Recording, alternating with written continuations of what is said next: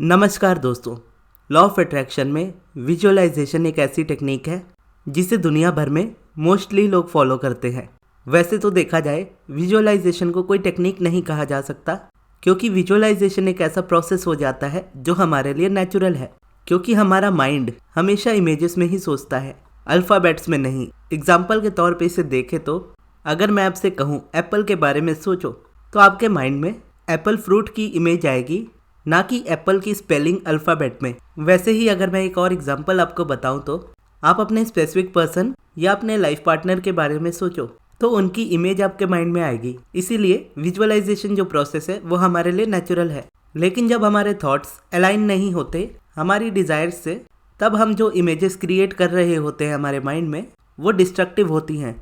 यानी कुछ ना कुछ सिनेरियो ऑटोमेटिकली ही हमारे माइंड में इमेजेस की तरह क्रिएट होता जाता है कि मान लीजिए आप कोई चीज़ मैनिफेस्ट कर रहे हो अपनी लाइफ में, और वो चीज़ आपको अपनी लाइफ में आती हुई नहीं दिख रही, उल्टा आपको अपनी लाइफ से और ज़्यादा दूर जाती हुई दिख रही है। तो वहाँ पर माइंड ना चाहते हुए भी नेगेटिव सिनेरियो इमेजेस में क्रिएट करता है। और विजुअलाइजेशन का प्रोसेस हमारे लिए नेचुरली वर्क कर रहा होता है, लेकिन हमारे ही अपोजिट। और क्योंकि हमारे माइंड को रियलिटी में और इमेजिनेशन में डिफरेंस नहीं पता होता, तो जो चीज़ आपके माइंड में चल रही होती है उसको भी आपका माइंड रियलिटी में ही मानता है। इसी वजह से उसे वो रियलिटी में क्रिएट भी कर देता है। और इस जगह पर नेविल गोडार्ड, जो कि लॉ ऑफ अट्रैक्शन के बहुत बड़े टीचर रहे हैं, वो ये बताते हैं कि विजुअलाइजेशन हमारे सबकॉन्शियस का द्वार है। हम जो भी इमेजेस अपने माइंड में क्रिएट करते हैं फीलिंग्स के साथ, उस चीज़ को मैनिफेस्ट होते देर नहीं लगती, क्योंकि सबकॉन्शियस माइंड चाहे वो नेगेटिव इमेज को क्रिएट करे चाहे वो पॉजिटिव इमेज को क्रिएट करे, अगर वो कोई इमेज क्रिएट कर रहा है तो वो उसे रियलिटी बना ही देता है। तो यहाँ पर नेविल गोडार्ड अपना प्रोसेस सिखाते हैं विजुअलाइजेशन का, जो कि बहुत ज़्यादा सिंपल भी है और इजीली यूज़ में लाया जा सकता है। और मैं पर्सनली भी यही विजुअलाइजेशन प्रोसेस फॉलो करता हूँ, तो मैं आपको इसे अच्छे से समझा पाऊँगा। नेविल गोडार्ड के इस प्रोसेस का नाम है SATS, SATS, जिसका फुल फॉर्म होता है स्टेट एकिन टू स्लीप। और इस प्रोसेस को बेसिकली सोने जाने समय किया जाता है, या फिर जब आप नहीं भी सो रहे होते, अगर आप इसे दिन भर में भी करना चाहते हो तो भी उसे किया जा सकता है। लेकिन उस वक्त आपको अपने आप को कॉन्शियसली अपने आप को नींद की स्टेट में लेकर आना होता है। अब वो करते कैसे हैं?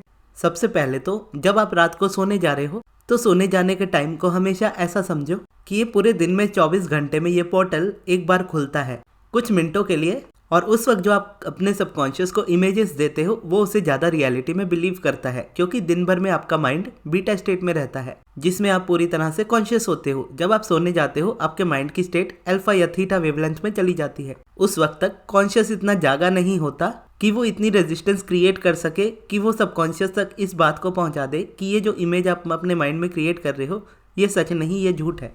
और अगर सबकॉन्शियस माइंड को लगता है कि ये झूठ है तो वो उसे कभी रियलिटी नहीं बनाता है। लेकिन जब आप सोने जाते हो तो सोने जाने समय आपका कॉन्शियस माइंड एक नींद की स्टेट में आ जाता है और सबकॉन्शियस माइंड ओपन रहता है, जिसमें डायरेक्ट आप अपने सबकॉन्शियस से बात करते हो, और कॉन्शियस उसमें ये रेजिस्टेंस नहीं देता कि आप जो अपने माइंड में इमेज क्रिएट कर रहे हो वो आपकी रियल रियलिटी नहीं है। और जब ये होता है तो आप इजीली सबकॉन्शियस से डायरेक्टली बात कर सकते हो। और जैसा कि अब्राहम हिक्स भी कहती हैं कि जब आप सोने जाते हो तो सोने जाने समय जो आपका लास्ट थॉट होता है वही थॉट्स आपको ड्रीम्स में भी रियलिटी में दिखते हैं, और जब आप सुबह सोकर उठते हो तो उसी लास्ट फीलिंग से उठते हो जो आपने लास्ट टाइम क्रिएट की होती है सोने से पहले। तो कई बार ऐसा होता है, या बोलो हमेशा ही ऐसा होता है, कि जब भी आप सोने जाते हो आप दिन भर में अपनी लाइफ में चल रही सबसे इंपॉर्टेंट चीज़ के बारे में ही सोच रहे होते हो, और वो चीज़ रियलिटी में जैसी है एज इट इज़ आप वैसा ही सोच रहे होते हो। और उस वक्त तक आपका सबकॉन्शियस माइंड ज़्यादा एक्टिव होता है, कॉन्शियस सोया होता है, तो उस वक्त जो फीलिंग होती है वो आपके माइंड में इमीडिएटली चली जाती है। और क्योंकि ये रियलिटी जो देखते हो वो आपकी नेगेटिव होती है, तो आपका माइंड भी उसकी नेगेटिविटी को ही क्रिएट करता है। और थीटा या अल्फा वेवलेंथ में होने की वजह से माइंड उसको सच मान लेता है। और जब आप अगले दिन स्टार्ट करते हो अपना दिन सुबह उठकर, उस वक्त आप देखते हो उसी फीलिंग के साथ आप जाग जाते हो। वही नेगेटिविटी आपकी लाइफ को घेरे रहती है, और दिन भर आप जितना भी पॉजिटिव सोचो आप उस चक्रव्यूह से नहीं बाहर निकल पाते हो। तो आपको इस बात का हमेशा ध्यान रखना चाहिए कि आप कभी भी सोने से पहले नेगेटिव फीलिंग को क्रिएट मत करो। जब आप सोने जा रहे होते हो तो सबसे पहले अपने आप को पूरी तरह से रिलैक्स करो। 10 से 15 मिनट लगने चाहिए आपको पूरी तरह से ब्रीदिंग पे फोकस करने के लिए, या शॉर्ट में समझो तो अपने माइंड को पूरी तरह से शांत करने के लिए। और जब आपको पूरी नींद आने लगेगी यानी आपको तब तक फोकस करते रहना है अपनी ब्रीदिंग पे और अपने आप को इतना शांत करते रहना है जब तक आपको लगे ना कि अब आप सो जाओगे 2 से 3 मिनट के अंदर। वो स्टेट में आपको विजुअलाइजेशन करनी है। और विजुअलाइजेशन में भी पूरी तरह से आपको सिनेरियो क्रिएट करने की ज़रूरत नहीं होती।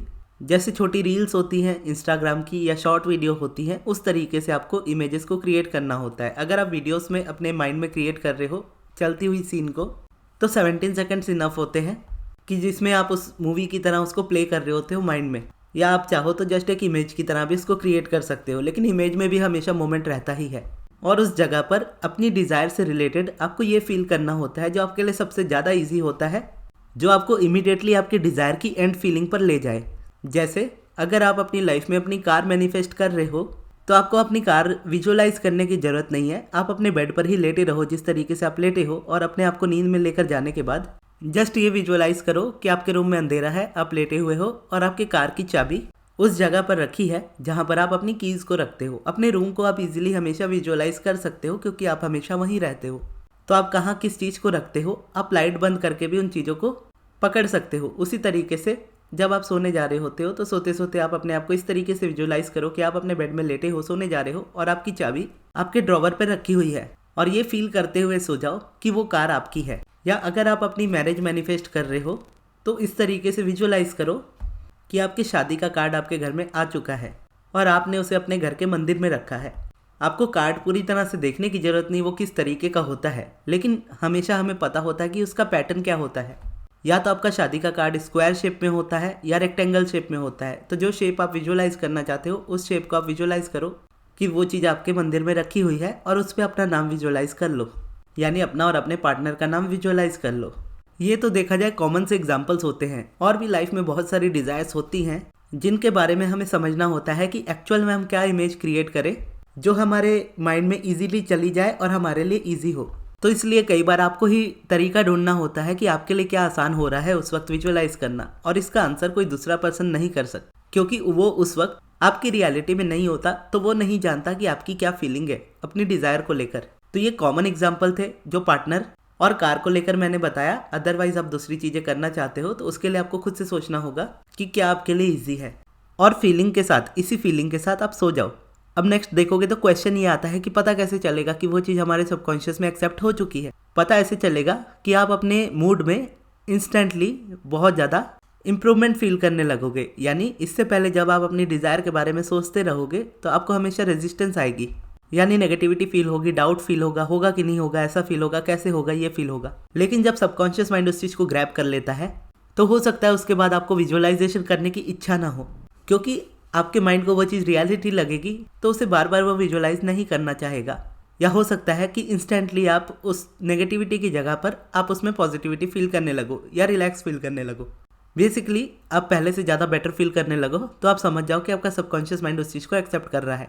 और एक चीज़ का ध्यान रखिएगा, जब आप ये सेट्स का प्रोसेस यूज़ करोगे तो कई बार ऐसा होगा स्टार्टिंग में कि आप विजुअलाइज करने की जगह सो जाओगे, यानी अपने आप को ब्रीदिंग पे फोकस डाल के आप अपने आप को इतनी नींद में लेकर आओगे कि जब नींद लगने वाली होगी आपका ध्यान हट जाएगा, आप सो ही जाओगे। और अगले दिन उठोगे तो फिर इमीडिएटली याद आ जाता है कि मैंने विजुअलाइज करना था लेकिन मैं कर नहीं पाया या कर नहीं पाई।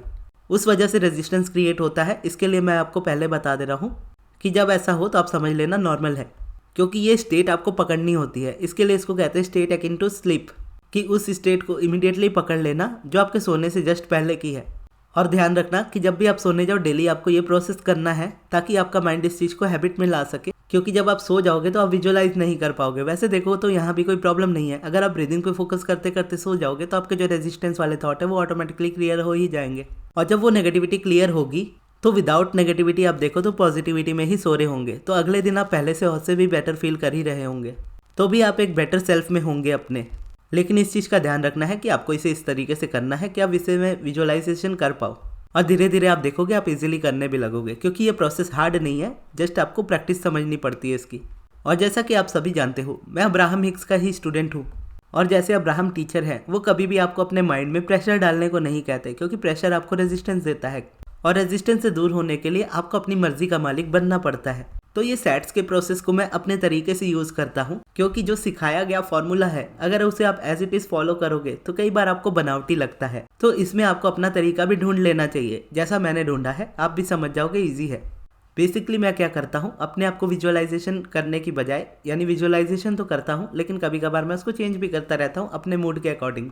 कभी मैं अब्राहम की वीडियोस को सुनते सुनते सोता हूँ और उस वक्त अपनी ब्रीदिंग पे फोकस कर रहा होता हूँ। अब्राहम के वर्ड्स पे फोकस नहीं करता क्योंकि मेरा सबकॉन्शियस उसको ऑटोमेटिकली सुन लेगा। या फिर कभी कभी मैं सब्लिमिनल या फिर एफर्मेशन सुनता हूँ, जिससे अगेन रेजिस्टेंस क्रिएट नहीं होता क्योंकि मैं सब्लिमिनल में भी बज रहे एफर्मेशंस को या नॉर्मली भी एफर्मेशंस को सुनने की कोशिश नहीं करता, सिर्फ ब्रीदिंग पे फोकस करता हूँ। और जैसे जैसे आप सोने लगते हो ब्रीदिंग पे आपका फोकस जाता जाता है, इवन आप सो भी क्यों ना जाओ तो आपका सबकॉन्शियस उस चीज़ को सुन रहा होता है। तो कई बार इसको प्ले करना ज़्यादा ईजी हो जाता है क्योंकि आंख लग जाने से फिर आप विजुअलाइज नहीं कर पाते तो रेजिस्टेंस आता है। और स्टार्टिंग में ये चीज़ मेरे साथ भी होती थी, लेकिन मैं ये करता था कि मैं सब्लिमिनल सुनते हुए या अब्राहम की वीडियो सुनते हुए या एफर्मेशन सुनते हुए सो जाता था और सीधा अगले दिन उठता था और मेरी फीलिंग्स में इंप्रूवमेंट आ चुकी होती थी। और एक तरीका मैं यूज़ करता हूँ, मैं सोते सोते ब्रीदिंग पे फोकस करते करते अपने आप को इतनी नींद में लेकर आता हूँ, उसके बाद जस्ट बोलता हूँ आई एम। इस तरीके से आई एम बोलता रहता हूँ और उसके साथ जो भी एफर्मेशन जोड़ता है उसे मैं जोड़ता चला जाता हूँ। इसको एक गेम की तरह देखता हूँ कि आपको एफर्मेशंस को पूरी तरह से चूज़ नहीं करना है कि आपको यही एफर्मेशन बोलने हैं अपनी डिज़ायर से रिलेटेड, आपको जस्ट एफर्मेशंस बोलने हैं आई एम करके। और इस तरीके से आप करोगे तो कभी आपका माइंड बोलेगा I am good, I am happy, I am healthy, I am wealthy, I am grateful, I am awesome. इस तरीके से माइंड बात करता है, तो यहाँ पर भी आपका स्टेट चेंज होने लगता है माइंड का। तो एक ये मेरा प्रोसेस हो जाता है। और इसके अलावा मैं पिवटिंग कर लेता हूँ कभी कभार सोते सोते। अपना बेसिक इंटेंशन अगर मैं आपको बताऊँ तो वो सिर्फ ये होता है कि मुझे सोने जाने से पहले अपनी फीलिंग्स को हमेशा अच्छा रखना है, ताकि अगले दिन जब मैं उठूँ तो अच्छी फीलिंग के साथ उठूँ, क्योंकि उस वक्त माइंड की स्टेट चेंज होती है और माइंड दिन भर में सोच रहे थॉट्स से ज़्यादा आपके सोने से पहले वाले थॉट्स और उठने के बाद वाले थॉट्स पे फोकस करता है और उसी चीज़ को रियलिटी मानता है। तो यहाँ से मेरा काम इजी हो जाता है। जब मैं सुबह अच्छी फीलिंग के साथ उठता हूँ तो पूरे दिन उसको मेंटेन करना भी इजी होता है। लेकिन जब आप रात को सोने से पहले ही नेगेटिव होकर सोचते हो और सो जाते हो तो अगले दिन आप नेगेटिविटी में उठते हो और फिर उसको शिफ्ट करना बहुत मुश्किल हो जाता है। तो ये तरीका होता है मेरा जो मेरे लिए सबसे ज़्यादा इजी रहता है विजुअलाइजेशन करने का। और इसमें बहुत लोगों का ये क्वेश्चन होगा कि उनसे विजुअलाइजेशन होती नहीं। तो विजुअलाइजेशन होती सबसे है, बस उनका कंट्रोल नहीं होता, तो उनके फेवर में नहीं होती, उनके अपोजिट चल रही होती है। और इसको अगर चेंज करने की बात आती है तो ऑब्वियसली मैं हमेशा यही कहता हूँ और अभी भी यही कहूँगा कि मेडिटेशन ज़रूरी होता है, क्योंकि मेडिटेशन ही आपको इतना रिलैक्स करता है कि आपकी अवेयरनेस इतनी ज़्यादा बढ़ जाए कि आप कब क्या सोच रहे हो, कब क्या फील कर रहे हो, आप इमीडिएटली समझ पाओ। जब आप उसको समझ पाते हो तो आप उसको चेंज कर पाते हो। लेकिन अगर आपसे स्टार्टिंग में बिल्कुल मेडिटेशन नहीं होता तो आप ये प्रोसेस से भी स्टार्ट कर सकते हो कि सोने जाने से पहले आप अपने आप को रिप्रोग्राम इस तरीके से करो कि आप उसके आगे भी जा पाओ। और आगे भी जा पाओ तो ऐसे कि सिर्फ प्रोसेस को नहीं करना है, अपनी विजुअलाइजेशन को इसलिए नहीं करना है कि आपको मैनिफेस्ट करना है, आपको इसके लिए भी करना है कि आप आने वाले टाइम में प्रैक्टिस कर पाओ, आप मेडिटेशन कर पाओ, आप पॉजिटिव एस्पेक्ट्स पे फोकस कर पाओ, आप पिवटिंग कर पाओ। और अगर आप उस स्टेट में हो जहाँ पर आप मेडिटेशन इजीली कर सकते हो तो डेफिनेटली मेडिटेशन को स्टार्ट कीजिए। मेडिटेशन कभी आपको लाइफ में पीछे नहीं होने देगा, हमेशा आपको अपनी लाइफ में आगे ही बढ़ाएगा। और मैं जो मेडिटेशन करता हूँ उसकी वीडियोस मेरे चैनल पर भी हैं, मेडिटेशन की, पिवटिंग की और पॉजिटिव एस्पेक्ट्स की, जो मैं अपनी क्लासेस में भी सिखाता हूँ। सेम की सेम है, यानी कुछ भी चेंजेस नहीं है उसमें। कई बार बोलने में शब्दों में चेंजेस हो जाता है लेकिन उसका एसेंस कभी चेंज नहीं होता, क्योंकि 1-2 महीने पहले या 1 साल पहले भी मैं मेडिटेशन के बारे में ही सबसे ज़्यादा बात करता था, लेकिन समझाने का तरीका धीरे धीरे टाइम के साथ बदल जाता है। तो जब आप स्टार्ट करना चाहो तो आपको वीडियोस हमेशा मेरे चैनल पर मिलेंगी। और जो मैं क्लासेस लेता हूँ, क्लासेस लेने का इंटेंशन मेरा बेसिकली हमेशा यही होता है कि उसमें प्रैक्टिस पे फोकस किया जाता है और कंसिस्टेंसी के साथ प्रैक्टिस को किया जाता है। क्योंकि जब आप स्टार्ट करते हो किसी भी चीज़ को तो 2-4 दिन ईजिली कर पाते हो, उसके बाद वो चीज़ आपसे छूट जाती है। तो इस जगह पर ये बैचेस आपकी हेल्प करते हैं, क्योंकि बैचेस में कुछ डिफरेंट नहीं होता। बैचेस में भी मेडिटेशन, पॉजिटिव एस्पेक्ट्स और पिवटिंग ही होता है। बैचेस में सबसे ज़्यादा ये होता है कि जब आप मेडिटेशन स्टार्ट करते हो तो मेडिटेशन में आप कंसिस्टेंसी मेंटेन कर पाते हो। और जब इतना प्रोसेस आप करते हो तो माइंड में कुछ डाउट्स आते हैं, कुछ क्वेश्चंस आते हैं, और उन क्वेश्चंस का आंसर करने के लिए मैं हमेशा रहता हूँ। 21 दिनों की क्लासेस होती है तो 21 दिनों तक मैं रहता हूँ डेली आपके साथ, मेडिटेशन के साथ साथ आपके क्वेश्चंस के आंसर भी करता हूँ। तो उससे क्या है, कंसिस्टेंसी मेंटेन हो पाती है। तो अगर आप मुझसे पर्सनली मेडिटेशन सीखना चाहते हो और कैसे मैं हमेशा अलाइनमेंट में रहता हूँ वो सीखना चाहते हो तो आप मेरे फरवरी मंथ वाले एलओए बैच में आ सकते हो। और अगर आपको आना है, रजिस्ट्रेशन करानी है फरवरी मंथ वाले बैच में, तो आप मेरे मैनेजर अमृत को कांटेक्ट कीजिएगा उनके व्हाट्सएप नंबर पर। उनका व्हाट्सएप नंबर मैं आपको इस वीडियो के कमेंट बॉक्स में दे दूंगा। लेकिन क्लासेस ज्वाइन करने से पहले मेरी अनाउंसमेंट वाली वीडियो जरूर देख लीजिएगा, जिसमें मैंने बताया है कि क्लासेस में एक्चुअल में क्या होने वाला है, यानी क्लासेस के बारे में डिटेल्स में। तो वो आपके स्क्रीन के लेफ्ट साइड पर आ रही होगी, उस जगह पर जाकर आप उसे देख सकते हो और उसके बाद आप चाहो तो कांटेक्ट कर सकते हो। और ये वीडियो आपको कैसी लगी कमेंट बॉक्स में ज़रूर बताइएगा। और इस वीडियो को यहाँ तक देखने के लिए बहुत बहुत धन्यवाद।